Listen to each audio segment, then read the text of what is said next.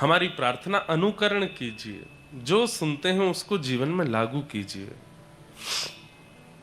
एक सेठ जी थे, नित्य कथा सुनने जाते थे। तो व्यास जी ने उनसे कहा कि तुम तो रोज आते हो कथा में, हमने देखा है इतने सालों से हर कथा में तुम आते हो, पर कभी अपने साथ अपने परिवार के लोगों को नहीं लाते। तुम्हारा एक बेटा भी है, उसको भी लाया करो। तो सेठ जी बोले, मैं डर के मारे नहीं लाता। क्यों? कहीं उसको वैराग्य हो गया तो, कथा सुन करके। और सेठ जी ने कहा, कहीं कथा उसको लग गई तो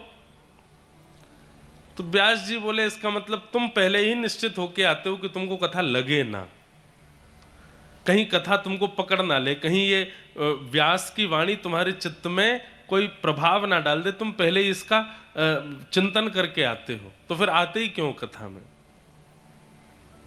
कल अपने पुत्र को लेके आना। अगले दिन सेठ जी अपने पुत्र को लेके गए। तो व्यास जी संभवतः कथा में एक बात कह रहे थे कि गौ, ब्राह्मण और अग्नि, इन तीनों का एक ही गोत्र होता है। गौ, ब्राह्मण और अग्नि, इन तीनों का एक ही गोत्र होता है। इन तीनों को आप जो भी अर्पित करते हो वो ठाकुर जी को पहुंच जाता है। तो सेठ जी का पुत्र बैठा बैठा सुन रहा था। उसने कहा, बहुत बढ़िया बात बताई महाराज जी ने, गौ, ब्राह्मण और संत, इन तीनों को जो भी प्रदान करो ठाकुर जी को पहुंच जाता है। अगले दिन वो बालक कथा में नहीं गया, परचूने की दुकान थी, अपनी दुकान पर जाके बैठा तो एक गाय आ गई। और गाय आकर के दुकान में जो दाल चावल आदि सब रखे थे सब खाने लगी। सेठ जी का पुत्र बोला, बहुत बढ़िया, भगवान के पास जा रहा है, सब देते जाओ, इसी को देते जाओ।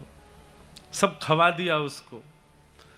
शाम को सेठ जी जब कथा से लौट करके आए तो दुकान पर आकर के देखा बहुत सारा सामान खाली पड़ा है।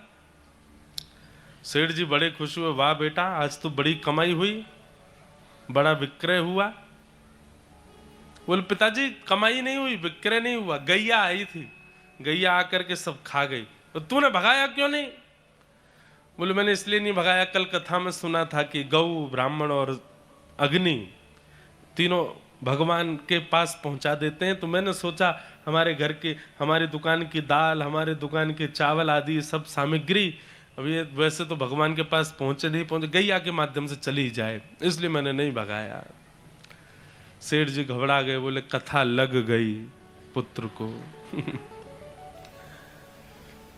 कई लोग इसी डर से कथा में आते भी नहीं कि कहीं हमें लग ना जाए, कहीं हमारे जीवन पर उसका बहुत विशेष प्रभाव ना हो जाए।